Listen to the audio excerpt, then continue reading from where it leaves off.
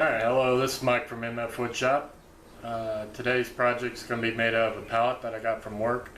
The entire pallet was oak, and I've already broke down the pallet, and I got 3 good pieces like this of oak, and I got plenty of slats made out of oak. So that's what today's project is going to be made out of, and let's get started.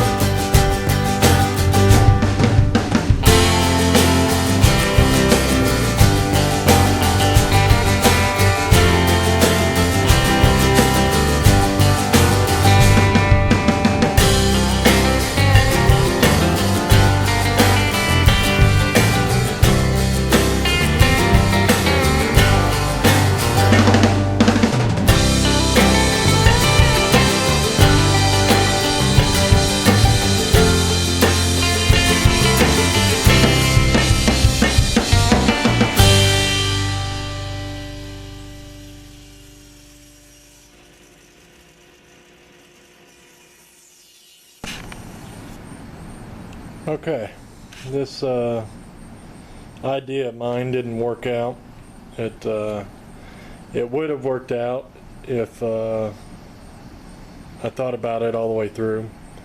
My goal here was to create this type of pattern going on here, and I'll show you what I'm going to do with them right here.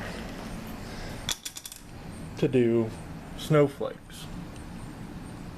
Now, Steve Ramsey did this a few years back for Christmas, and I wanted to make a stick of them for my craft fair.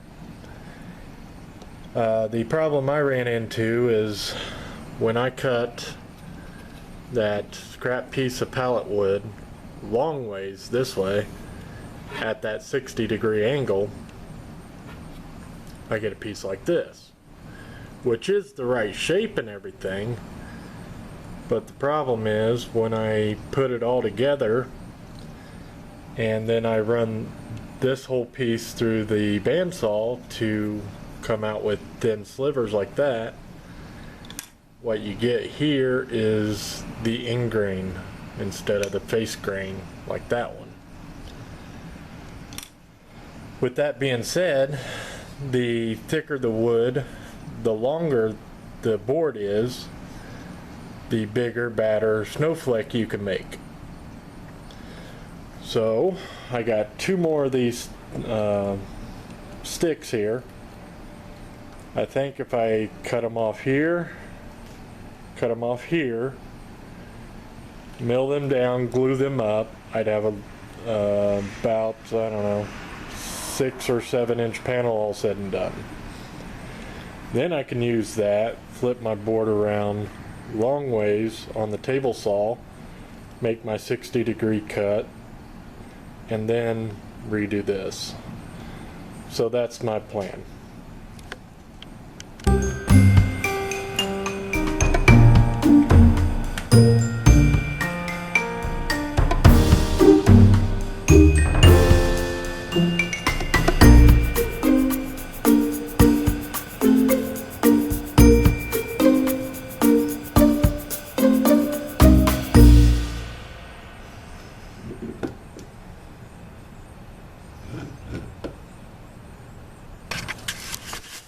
While we wait on the glue to dry on that, just want to show you a project that I did I don't know, 5 or 6, 8 videos ago, and I'm just now putting some finish on it, and the finish is working out really well.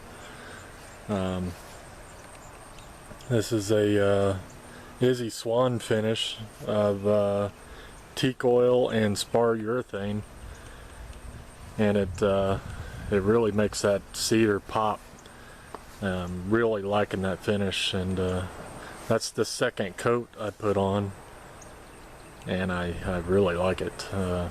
So thank you, Izzy, for that tip there on that.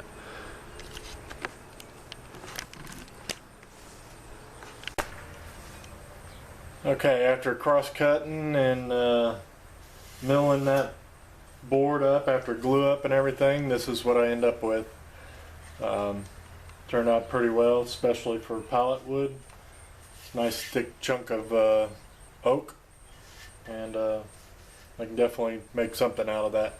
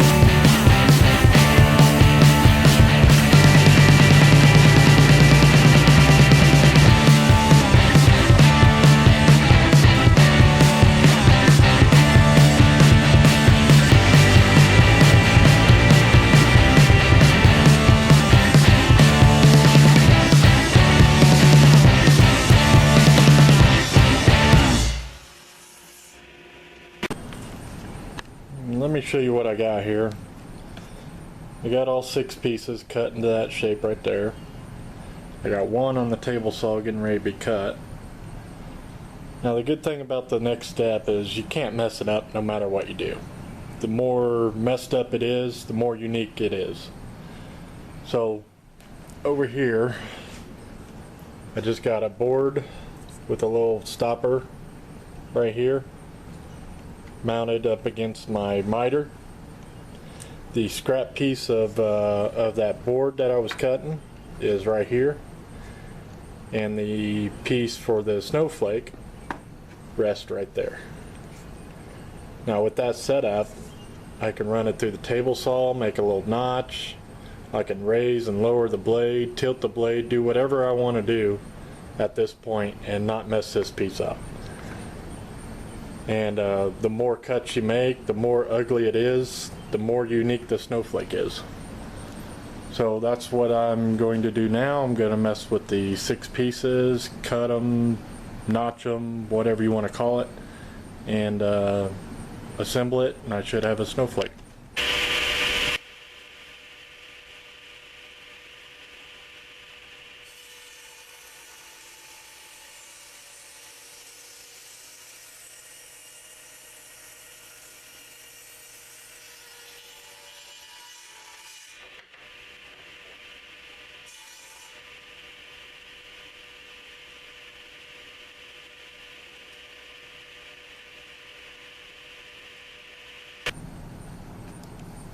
Now you can kind of see what's going on here. Now that we got the snowflake pretty much shaped, I just got to glue it all together and then cut off slices at the bandsaw. Then I'll end up with probably 10 or 15 snowflakes.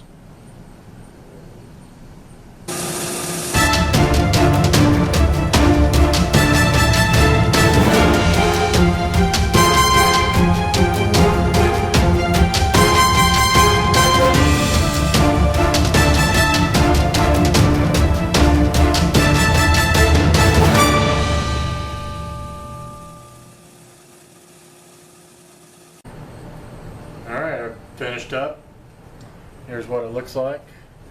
Needs a little bit of sanding and paint or finish or whatever you want to do to them. I think I'm just going to put a bunch of these into a tub and let the kids paint them. That's all I'm going to do with them. And I'll put a link to Steve Ramsey's instructional video on these.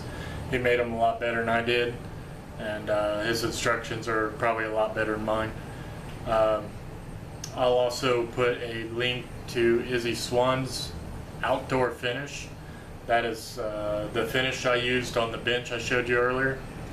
And don't forget to like and subscribe, and we'll see you next time.